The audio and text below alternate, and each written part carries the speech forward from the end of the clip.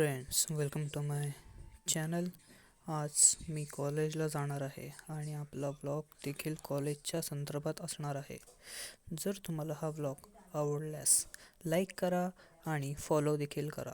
आणि जर तुम्ही हा व्लॉग यूट्यूबवर पाहत आहात तर सबस्क्राईब करा व बेल आयकॉन ऑन करून ठेवा. तर चला, माझा अशाच न्यू व्लॉगसाठी चला स्टार्ट करूया आजचा न्यू व्लॉग. एस टी देखील आली होती. एस टीमध्ये बसलो आणि एस टी आम्हाला घेऊन निघाली. असं वाटत होतं की काही ना काहीतरी कोणतरी गाणं पाहिजे होतं, म्हणजे थोडी वाईब भेटली असती.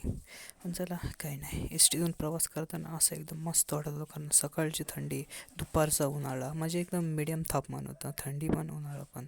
आणि एस टीत बसल्यावर आहा, मजाच मजा. दुसरा स्टॉप आला होता माझ्या मित्राचा स्टॉप. मित्र एस टीमध्ये चढला आणि असा बसला की गरीब काय जणू, म्हणजे एखादी काही पण. एस टीतून उतरताच आम्ही चालायला लागलो. गप्पा मारत मारत चालणं होत होतं. नंतर माझा मित्र म्हणायला लागला की तो काहीतरी म्हणाला, नंतर सांगेन. नंतर आम्ही कॉलेजच्या जवळ पोचलेलो होतो. हीच ती शाळा जिथे आम्ही कधीच शिकलो नव्हतो, कारण आमचं इथे कधी शिकणंच झालं नाही. शाळेची फी हवी तेवढी मोठी, आणि हा चालणारा पुढचा माझा मित्र. आम्ही दोघे पण देखील मराठी शाळेत शिकलो होतो.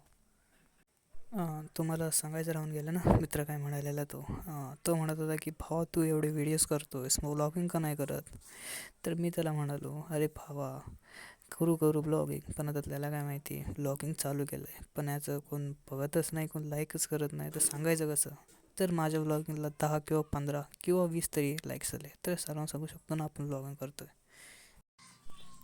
नंतर मग आम्ही आलो CNG पंपावर. हे काका काय करतायत हे समजायला काही मार्ग नव्हता. असं वाटत होतं की हे ट्रॅफिक जाम करणार. नंतर 2 गाड्यांच्या मधून आम्ही असं गेलो की जसं काही भयानक स्थिती होती. नंतर आम्ही बघितलं हे कन्स्ट्रक्शन काम. हे काका खूप हार्डवर्किंग असतात. केवढे मोठे काम करतात. जेवढ्या मोठमोठ्या मशीन घेऊन कसं काम करतात हे आश्चर्य. नंतर मग आम्ही चालत राहिलो.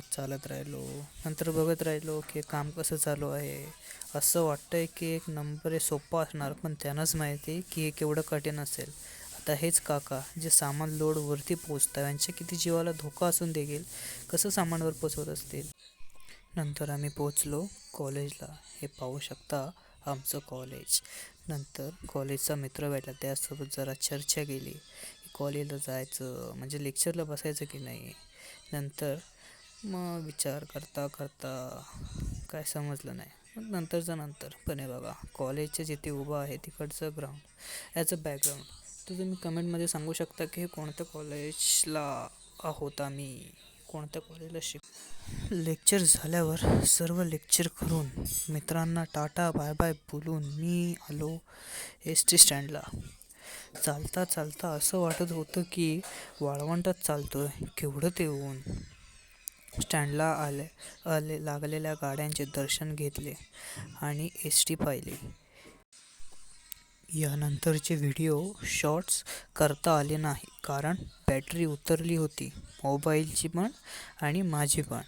एस टीमध्ये बसलो आणि घर गाठलं आणि पहिला मोबाईल चार्जिंगला लावला आणि मी चार्ज होण्यासाठी सरळ झोपलो. अशा रीतीने हा ब्लॉग इथे संपला. टाटा.